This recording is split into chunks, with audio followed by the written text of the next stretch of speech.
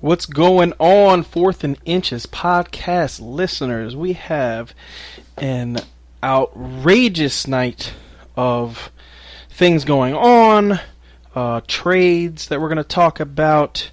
Right off the bat, we have some devastating news. Deshaun Watson, the phenomenal rookie quarterback for the Houston Texans, has torn his ACL. Honestly, I really don't know what else to say other than the kid was looking like the maybe best rookie quarterback in NFL history. It's a devastating loss for the Houston Texans and Houston Texan fans out there. I just want to tell you guys, at least you got something to look forward to next year with, a great rookie, a great second-year quarterback next year. And, if he plays as hot as he did this year, next year, you guys are definitely going to the playoffs. Maybe a playoff team this year. Without him, I don't see you guys going too far in the playoffs. But, definitely things to look forward to next year with him. Fantasy-wise, me and Kev are going to get into that. Kev is actually not on the podcast right now. He's on his way home, so he will be joining us in a couple of minutes. So when you guys hear him come through, we'll answer the phone, answer the Skype and bring him in on what we're going to be talking about. But again, when Watson out for the season with a torn ACL. All right, guys. So we also got, like I said, we got some trades that happened in the NFL. Real exciting stuff for me personally. And there goes Kev actually right now. So like I said, everybody, that was Kev calling through. What's going on, Kev? What's going on, everybody? What's going on, Stevie P? What's happening? Yeah, let's get into this. Let's keep it going. Yeah, so like I was saying, guys, we have trades talks to talk about. Me and Kev are going to get into the Deshaun Watson, how it affects fantasy and what you can do to try to help your team out with that devastating injury. We're also going to be talking about our DFS lineups real quick and a couple other things. So let's get right into it. I'm going to go through injuries real quick like we always do. We didn't have a podcast on Tuesday like we normally do because of Halloween. Me and Kev both have kids, and guess what? Our kids take precedent. We don't get paid. We don't get paid to do this. This is something that we do, to give you guys insight and all that. So, our kids come first. Sorry, guys. Definitely the case. All right, guys. So we are going to go over the injuries. All right. So everybody knows, if you've been listening, they're basically over in Arizona. They're saying that David Johnson most likely out for the rest of the year. Coaches and GM saying that. Danny Woodhead's hamstrings coming back November 19th. Ezekiel Elliott was suspended for the 6 games. It was upheld. He went to 2 different appeals. Both of them denied. So as of right now, he's serving that 6 games, and he's definitely going to be out this week. There's no bringing him back this week. So Andre Ellington has a quad. They're saying he might come back this week. Devontae Freeman's shoulder, questionable. He's going to play. Terrence West has a calf, questionable. I don't know if you want to do anything with Terrence West, being that, the way they've been running the ball there. I think he's pretty irrelevant now at this point. Definitely. Duke Johnson has a concussion. He was cleared on the protocol, so he should play this week. Actually, he's on bye this week, I'm sorry. But, he'll be back next week. Leonard Fournette, ankle. They said he's good to go, practicing in full. Paul Perkins, same deal. He has a questionable rib, but, he basically lost that job. Matt Forte is a limited participant in practice today, but should be all right this weekend. CJ Prosise has an ankle. He played last week. He's probably going to play this week. DeMarco Murray has the shoulder and the ankle and the hamstring, but practiced in full today, so he's going to be out there. Jeremy Curley is suspended for this game. I don't know why he's relevant to anybody, but he might be. Chris Hogan was the other big injury this weekend. He's going to be out multiple weeks with a shoulder injury. So they're saying maybe 2-3 weeks with that. You might want to check an update with us and see what happens with that. Mike Wallace has a concussion. He's going to be out for this game, they're saying. Marcus Wheaton has a groin. Irrelevant. Cole Beasley, concussion. They're saying probably going to miss this game. Emmanuel Sanders looks like he's going to come back from that ankle. Kenny Galladay with the hamstring is looking like he's going to start trying to practice this week again. D.D. Westbrook is actually somebody that we are going to talk about today. He's coming back from the abdomen injury. He was on the short-term IR list, and they just activated him off of it. He's been practicing this week. Maybe some of that you might want to pick up. Corey Davis returned to practice this week. We have Sterling Shepard, ankle. He will be back this week, they're saying. Wait for later on in the week to make sure of that. Pierre Garçon has a neck. They're saying he's questionable. Not sure what's going on there. We're going to have to wait. Carson Palmer was placed on IR. Joe Flacco with the concussion is practicing, going to play this week. Jay Cutler also with the rib injury. They're saying he's going to be playing this week. Sam Bradford, they're targeting Week 10 still, and Teddy Bridgewater also, same deal. Jameis Winston was the last player we're going to talk about here. Oh, no, I'm sorry, tight ends. But Jameis Winston is the last quarterback we're going to talk about here. Shoulder injury. Looked terrible last week. Looked like he's going to play this week again. So, you might want to keep an eye on that. Zach Miller. Real quick, I just want to say about Zach Miller, there's certain things that happen to certain football players that you can't even think about fantasy. They were talking about he could be losing his leg due to the artery damage to his knee. So I hope he gets better. We all, pray for him and hope that he's all right.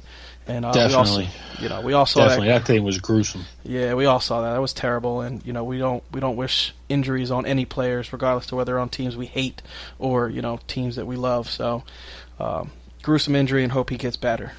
So he's going to be out for the rest of the season, though. Charles Clay, they're saying he's going to be back, in a week or two. So we'll see how that works out. Vance McDonald's still questionable with the knee. He's, they're on a bye week this week, so we'll see what happens with that next week. Delaney Walker, ankle, he's super questionable. They're trying to get him out there practicing, but he didn't practice today. We're going to see how that works out. And then Jordan Reed, hamstring, questionable.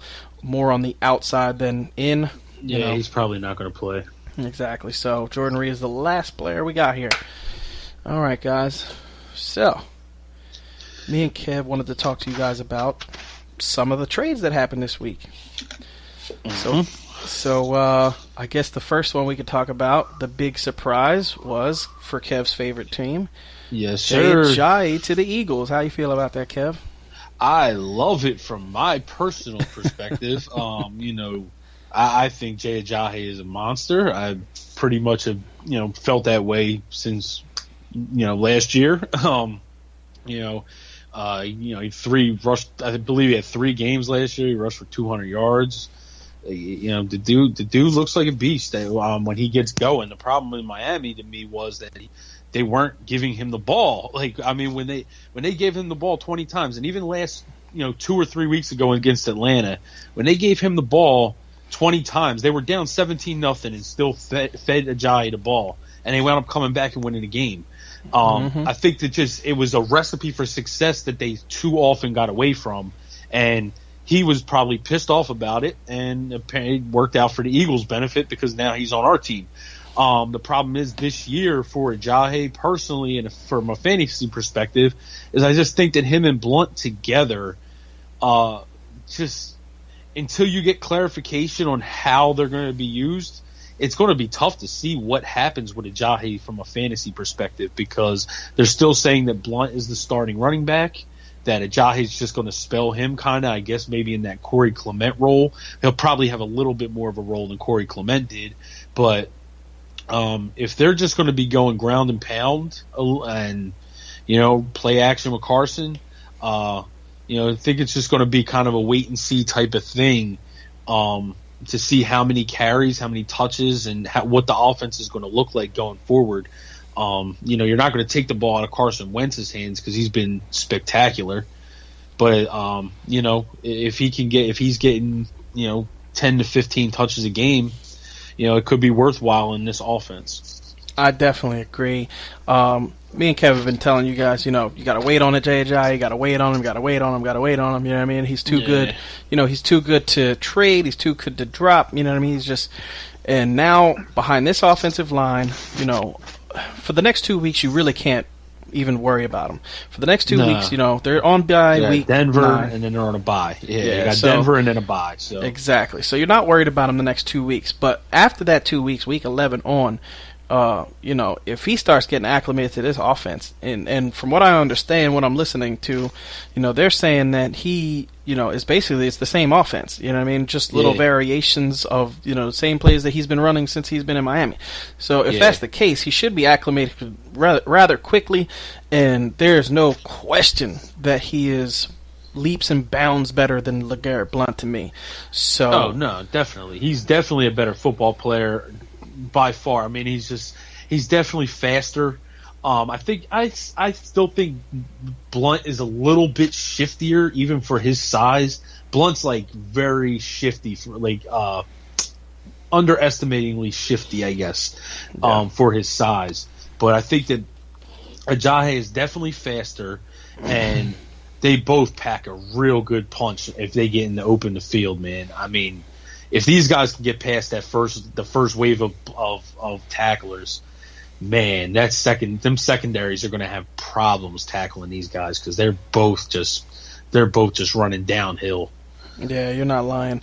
So like basically we're saying, Jay Ajayi, I see an uptick in fantasy points. And this is the thing, guys. What you have to understand: your running back doesn't have to get all the touches. This is the perfect example is Mark Ingram and Alvin Kamara. I mean, your running back doesn't have to have all of the touches to be fantasy relevant.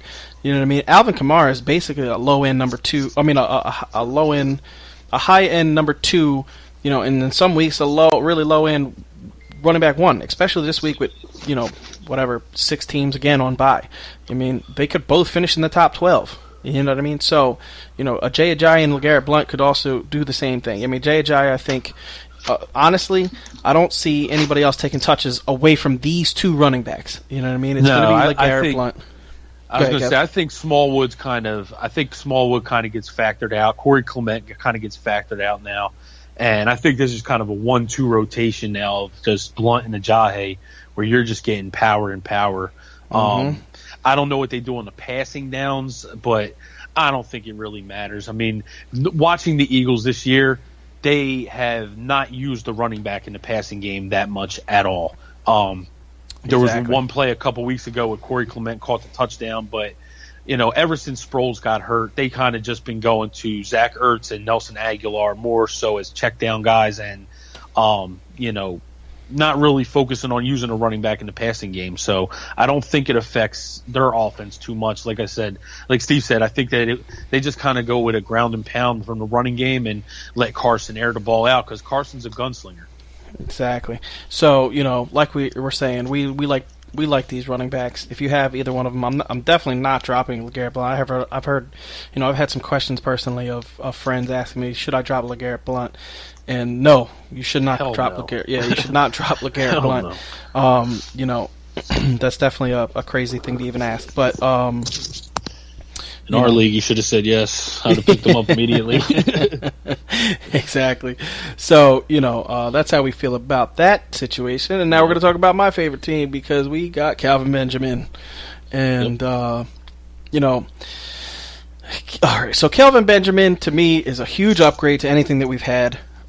Tonight, you're not using him unless, I'm still reading here while Kevin was talking. I was actually looking to see if he's actually going to start tonight. There hasn't been any update on that yet. When that comes through, if we're on the air, we will let you know.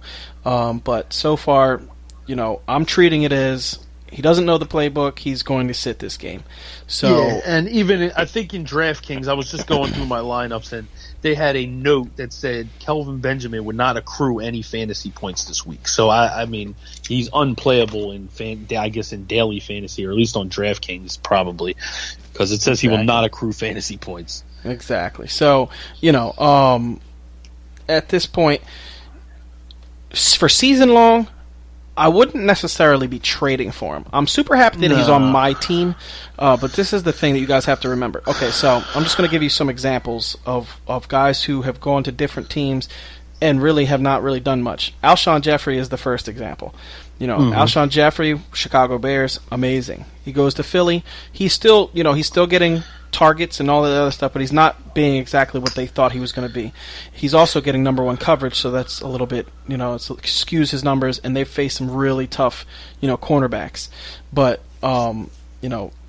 regardless to the fact, switch teams doesn't look all that great. Sammy Watkins switches teams this year, has that one big game, nothing else. You know what I mean? It's just something that happens in the NFL. When you go to a new team, you got to get acclimated with that team. If you're not, if you don't have a training camp with that team, you're not gelling with that team, sometimes it doesn't work out to fantasy production.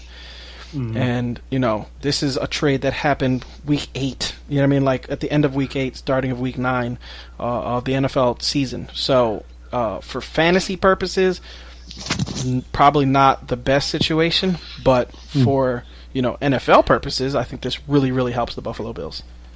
Potentially. My problem, I hate Kelvin Benjamin. I think that he came in overweight this year. He looked like a freaking tight end almost when he came in. Obviously he got back to in the weight, but even still, he's been like an up and down receiver kind of his whole career. My problem is, my problem with Buffalo for this one, I guess it's not really a problem. It's like, I think Sammy Watkins is actually a better receiver, than Kelvin Benjamin. Sammy just is the same way, man. He has his ups and downs, and even in Los Angeles, you're seeing it now too. But he's similar to what we were saying with Alshon. He gets the number one coverage every week. So I really liked Sammy Watkins as a player. But you get the draft picks from Sammy. And now you also get, now you give up what'd they give up in the trade, Steve? Was it a third and a sixth? A third and a sixth. That's what I thought it was. Mm-hmm. Yeah. So it was, you turn around and get Benjamin for a third and a sixth. I don't know what I mean for the immediate future. Obviously, this could help Buffalo, but I mean, for all that, they should have just kept Sammy Watkins, in my personal opinion. But yeah, I think the biggest thing. No, I hear you with that one. I think the biggest reason why they did get rid of Sammy is Sammy's injury prone. Like in Buffalo, he missed more games than he played. You know what I mean? So I think that's definitely the case. Yeah, and I think they were just basically spoiled on him. And I know Kelvin Benjamin is not the caliber of player that Sammy Watkins is, but when you really look at this offense, you just need somebody to take some focus away from McCoy. Yeah. You know what I mean? And, if you're taking I'm sure his size is going to enable him to be probably a little bit better blocker than Sammy Watkins was too. And that's like you said, that's all that matters is that Shady McCoy is just that this could help his production if Kelvin Benjamin can stretch the field a little bit. Definitely. So, for fantasy purposes, guys, I think we're both in agreement that it's not really, a situation where you want to, you don't want to trade for him. If you can trade him away to somebody who's super excited about that trade, do it. The one thing I will say is I think Tyrod is a better passer than Cam. He's more accurate, I believe. Yeah. He's definitely more accurate. Cam gets crazy. Exactly. With his throwing. Exactly. So later on in the season, I can definitely see, him being better. I don't know if he's going to be great, but that's something you're talking 3-4 weeks down the road, and I'm pretty sure most people's draft. I know ESPN, the way they do trades is November. I think it's 8th this year, or November 9th, the Wednesday, next Wednesday. So if you didn't make a trade before then, you can't trade after that. So you can't really wait for Kelvin to be better. You know what I mean? Yeah. It's either trade him now or never. Exactly. Excuse me, guys. I will say the next. Are you done on Kelvin now? Yeah, I'm done on Kelvin. Okay. Yeah, I will say the next trade that I do want to talk about that doesn't really isn't a fantasy trade, but it could be helpful to fantasy is the Dwayne Brown trade to Seattle.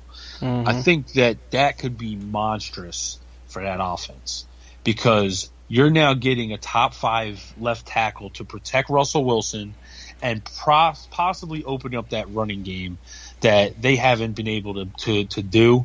And if they are able to start running the ball, that offense has been so much fire. Russell Wilson, where's he at in rankings of quarterbacks? He's got to be in the top 3. Oh yeah, he definitely because is. he's just been lighting it up. And yeah, he definitely is. If you start, I know today I saw that they said Eddie Lacy is going to probably take over the number 1 role as the lead running back. Mm-hmm. That he was going to start getting the lead role. That could really help him out with getting a top 5 left tackle in the game.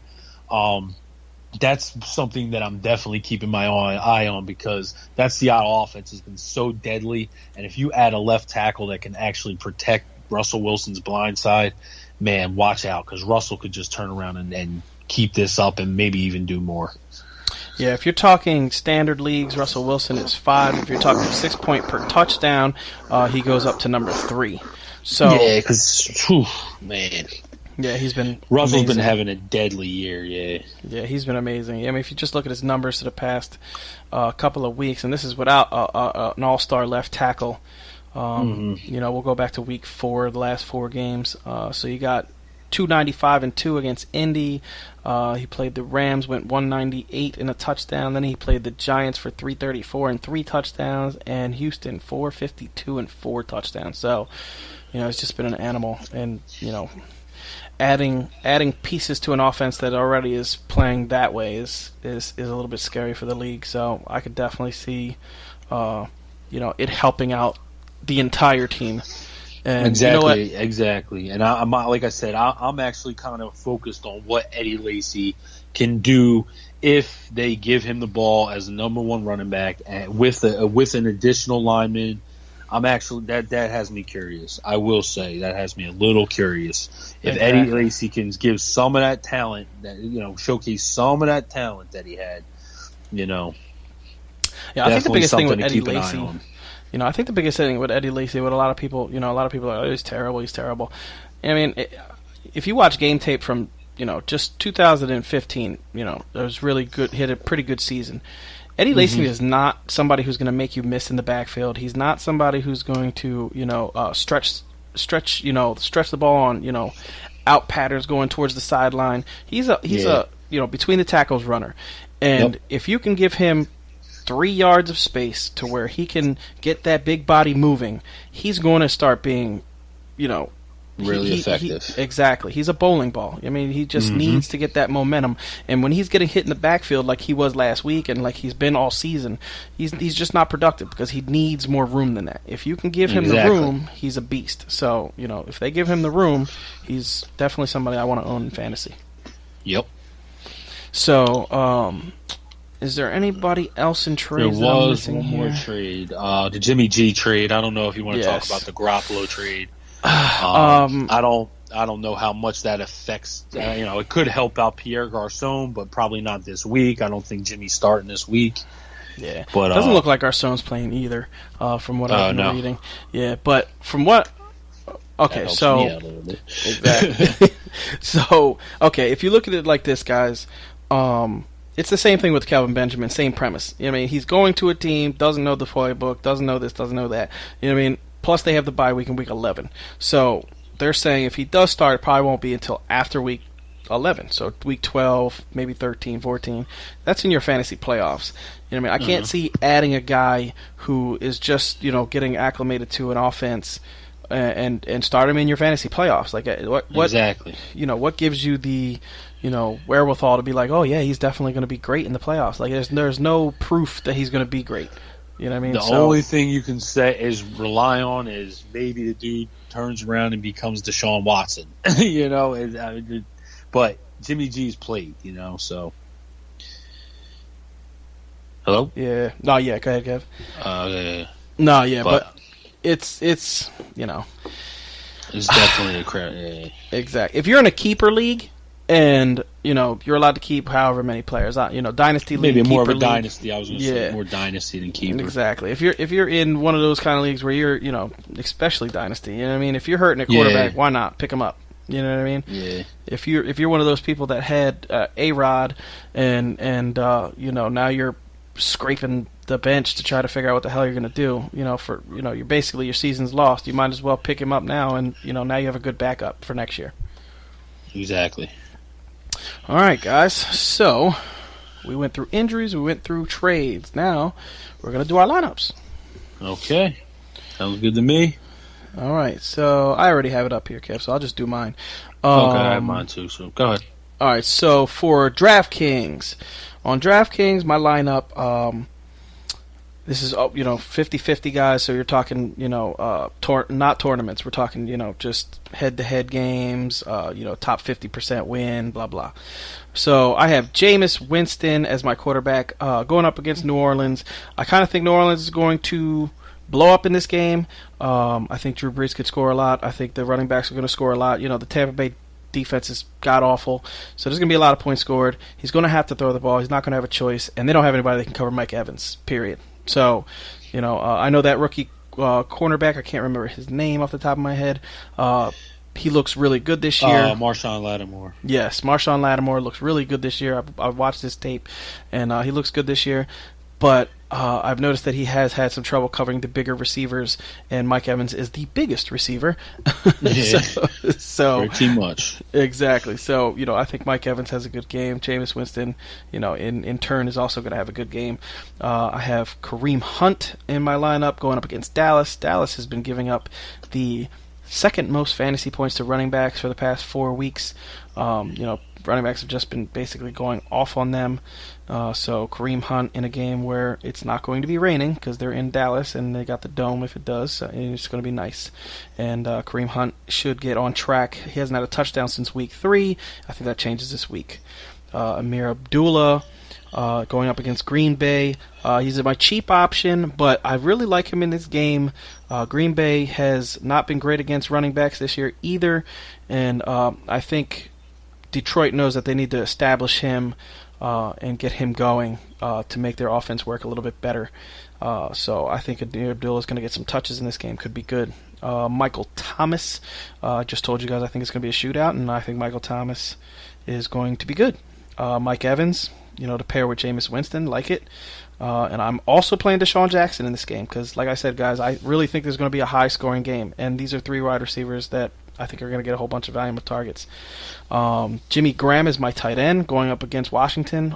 We've been beating the drum for Washington, Cleveland, and the New York Giants for basically all season long about how tight ends kill them. So Jimmy Graham, he's seeing, I think he has 11 red zone targets or 12 red zone targets this year. So he should be heavily used. I have Russell Shepard. I was looking for a cheap wide receiver option. Sterling Shepard. No, Russell Shepard. Russell Shepard. Okay. Yeah, Russell Shepard over in Carolina. Yeah, I actually. Oh, okay. Yeah, I was looking for a cheap option. I needed somebody around the 3,100 range, and Russell Shepard. I still in this lineup I still have $700 left over, so you could move up and get another player, but. I think Russell Shepard is going to get some targets. He's been getting targets if you look at his numbers. I'm thinking Kelvin Benjamin maybe gets an uptick in targets and possibly a touchdown against Atlanta. And the slot receivers have been hurting Atlanta, so we could see what happens. And I have the Chiefs defense going up against Dallas. No Zeke. I think that makes them one-dimensional, and the Chiefs can take advantage of that. All right. Give me 1 second here. Shoot. Mm-hmm. Yeah, but guys, if you look and if you go to the player pool and you look at guys that are, around that range of, let's see here, let's say 3,000, so 3,800. I mean, it's slim pickings. So definitely, yeah, it's slim pickings for guys that are 3,800. So Russell Shepard is the guy I like in that range because it's just not really any good. I mean, you can go Thomas Rawls if you want to be ballsy, but for me, I'm not doing that at all. I mean, you're looking at guys like Rob Kelly, AJ Derby. You know what I mean? It's just not anybody I want to play. So, I'm taking a shot at Russell. All right, so my DraftKings lineup kind of erased on me. I had to just throw it back together real fast. All right, so at quarterback, I did my lineup today. I went with Tom Savage because they are playing Indianapolis, and I wanted to go low at quarterback because I really liked a couple running back matchups this week. So yeah, I went with Tom Savage at quarterback. And expecting him to be able to throw the ball, considering that Indy's been pretty good at stopping the run and not good at stopping the pass. So that said, I went with high at running back. I went with Kareem Hunt, as did Steve, and I also went with Todd Gurley. Both of them guys have good matchups this week. KC plays Dallas. I think Kareem Hunt's going to have a good game. I think that Todd Gurley is going to, I've been against the Giants' run defense all year. You know that if you listen to the podcast. So I like Todd Gurley this week. I went with Michael Thomas also at receiver.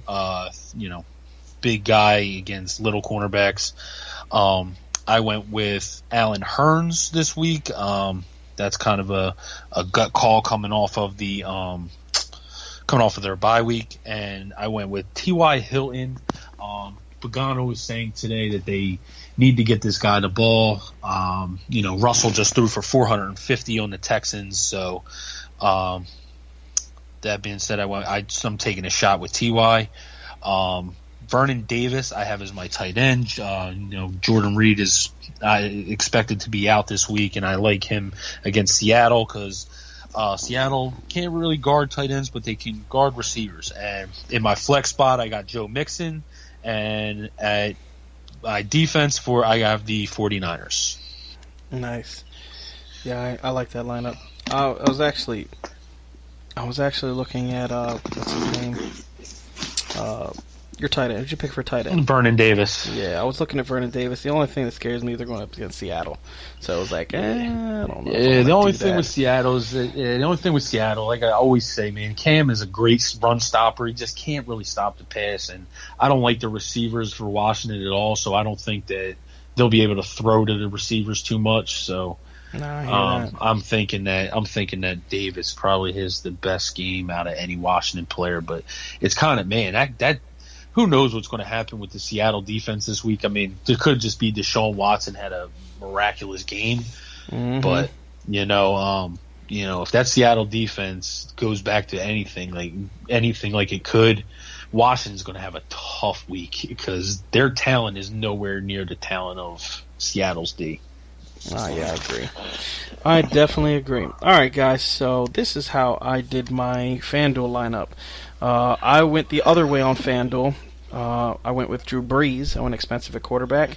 And I went with Drew Brees in that same matchup against Tampa Bay. I think that's going to be a super high-scoring game. I haven't looked at the Vegas totals. I can actually do that for you guys now real quick.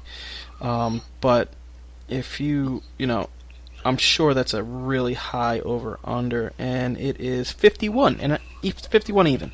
So, like I said, really high-scoring game. They have that as a really high-scoring game. It might be the highest of the week. Let me see if I can see the highest of the week. It's actually 51.5, Dallas and Kansas City. But 51 is a lot, especially in Vegas eyes. So Drew Brees, I wanted to get the other side of that in FanDuel. Went Lamar Miller going up against Indy. Indy really hasn't been able to stop anything, and he was kind of a mid-tier running back that I figured with Tom Savage coming in, they're probably going to give him some touches. So Lamar Miller. I have Tevin Coleman. I think, Freeman's going to be playing, but, after the injury last week, I think, they're going to share the ball pretty evenly. And if that's the case, I like Tevin Coleman. He looked like the better runner last week, and, I like him this week against Carolina. Michael Thomas, I have, obviously, I told you guys before, I have Mike Evans also, and I went with Ted Ginn instead of Deshaun Jackson in this lineup. So, as you guys can see, I'm attacking that New Orleans-Tampa Bay game. Travis Kelce going up against Dallas. Travis Kelce has just been phenomenal the past 3 weeks. It's been amazing. So, I'm going to keep riding that train until he falls off. I have the New York Giants kicker. I think that's going to be a lower scoring game. I wanted to get the Rams kicker, but, I kind of felt like he was a little too expensive, and I didn't want to spend that much at kicker this week, so I went with Rosas, or however you say his name. Aldrich Rosas, I think. Yeah, the Giants kicker. Yeah, and then I went with the Texans defense because Indy hasn't been able to score on anyone, and we'll see what happens. I'm hoping they get a couple of sacks. They were, I think 5,200, but Indy's just been super bad. So I'm assuming they might throw an interception or two, and hopefully they take one back to the house. Gotcha. I really like my FanDuel lineup, I gotta say. I went with Russell Wilson at quarterback. I went high at quarterback as well. Russell's just been tearing it up. I don't think anybody can stop him. I went with Todd Gurley again. I love Todd Gurley. I hate the Giants' run defense. I went with Leonard Fournette. At my wide receivers, I have Devin Funchess, who should be getting force-fed the ball. Sterling Shepard, who may be getting force-fed the ball, and Michael Crabtree against Miami's team, who's just in shambles. I have Cameron Braid at tight end. Mike Nugent is my kicker, and I went with the Colts defense because Tom Savage stinks. So, in one lineup, I'm taking a gamble with Tom Savage, and the other one, I'm, taking a gamble with the Colts D against him. So I hear that. All right, guys, so I just wanted to notify you guys while we're on air, Kelvin Benjamin is warming up. So, that's not a definite he's playing, but it's a good sign that he probably is going to play tonight. So if you have him and you don't have any better options because of the bye weeks, like we said, there's 6 bye weeks, I would play him as a wide receiver 3, maybe a flex option if you don't have any better options, but I wouldn't shoot the moon on this guy. If you have, a better option, please play your better options because, you don't want to take the chance he doesn't get any targets. Exactly. All right, guys, so that's the podcast for tonight. We will be back either tomorrow or Saturday. Check our Facebook, and we will let you guys know. The Facebook is 4th and Inches Podcast, or Fantasy Football Podcast. You can find us on Facebook. It's the same thing on Twitter. So if you guys hit us up, let us know what's going on. And have a good rest of your weekend. Enjoy football, guys. All right, everybody, enjoy the game tonight, and we'll be back in one of the next 2 days with our rankings. Yes, sir. All right, y'all, let's get it.